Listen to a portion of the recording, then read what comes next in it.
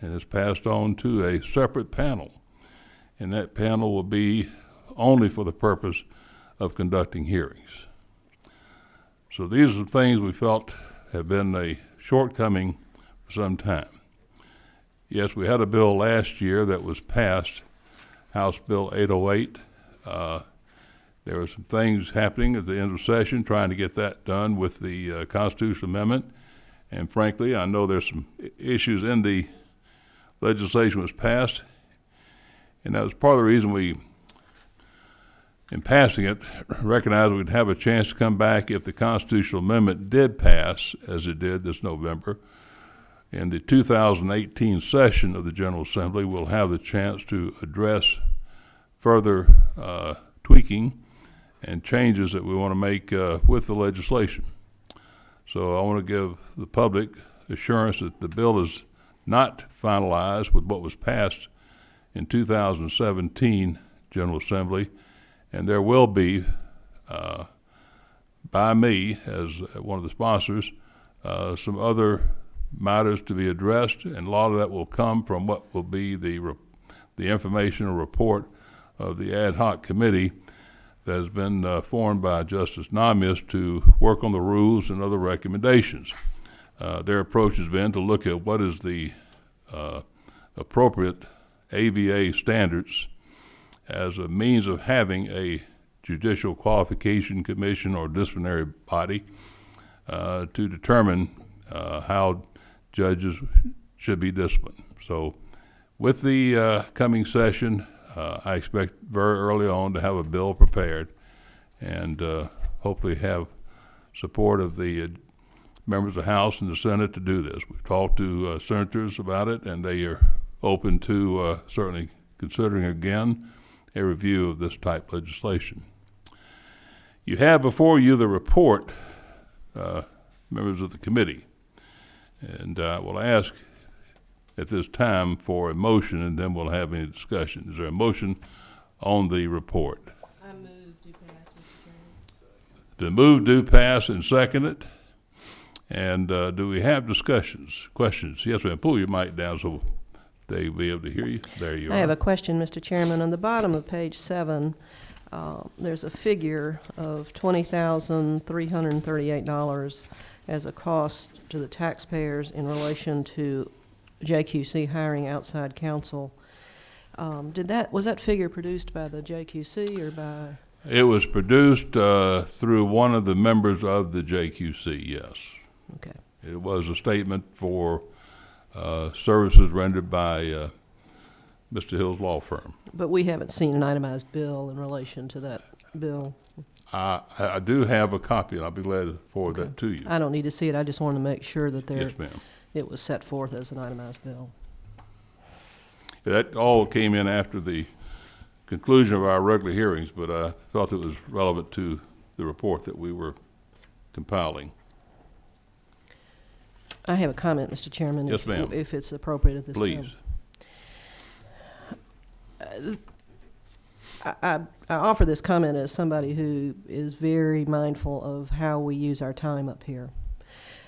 This activity was avoidable, totally avoidable in my view, and I am grateful that Jeff Davis and Ed Tolley and Justice Namias have come forward in these months to offer real remedies for some procedural errors. I'm not a person that will ever argue that the ends justifies the means. And the defense of those that wanted to maintain the prior status of the JQC, their main argument was, well, we've gotten rid of so many judges, we should be applauded. But as a very long-time lawyer, the process matters a great deal to me, and the ends never can be justified by the means. The means can never be justified by the ends. This process could have been avoidable at an earlier attention to the ABA rules and earlier attention to the appointment process, wherein people would understand that they serve at the pleasure of the service of the JQC and not individual agendas. All the high-powered talent sitting around me represent a great deal of time and effort and billable hours all of which could have been avoided. And I'm grateful to the chairman and to many others that have slogged through this difficult process to create real remedies. It's just a matter that could have been avoided, and I think that's regretful. Thank you, ma'am. Further questions or comments? Number 24, Mr. Powell. Thank you, Mr. Chairman. This is not necessarily a comment about the report, but just a question to the chairman about his opinion on something. I read in the newspaper not long ago that there was some discussion about the abolishment of the current JQC might make void any agreements or findings that they had done in previous cases. And my first question is that a distinct possibility? And number two, can it be addressed in any kind of corrective legislation that would continue the import of whatever decisions the JQC had previously made? A good question. I read and heard the same statements, and I personally feel that is not a correct principle. I think the body itself, whether it continues or is reconstituted, as we talk about, doesn't change what has happened as far as authorized and official action of that body during the time it existed. But we may ask and look to our legislative council for some further review of that issue, and if there's something that needs to be expressed in the legislation, we'll try and get that done for sure. Any further questions or comments? Yes, sir. Be Ms. Meadows. I'd like to make one or two comments. One, I don't know who all else had a problem with page 3. You did explain, I think it's about line 9 or something, 10. The current JQC was abolished and reconstituted. I called yesterday, and that's kind of after the fact, and I think it needs to be put out there that this wasn't abolished by us. It was abolished by the people of the state of Georgia, and it will be reconstituted.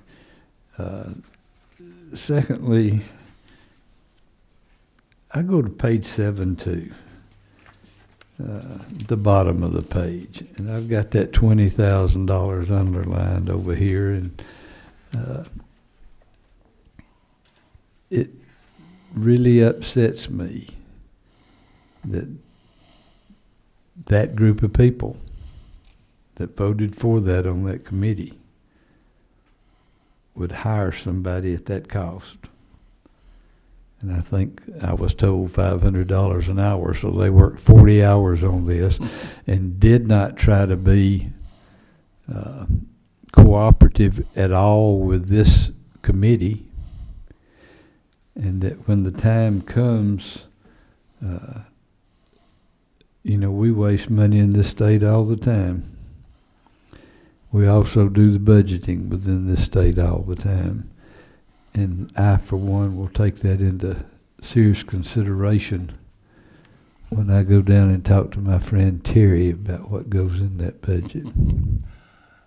Understood. Of course, we hope that beginning, this is an issue we need to also talk about, but not necessarily resolve here. You have a constitutional provision that was passed, and as Ms. Travis can better explain than I, there was not a date stated in the constitutional amendment as to it being applicable beginning on whatever date.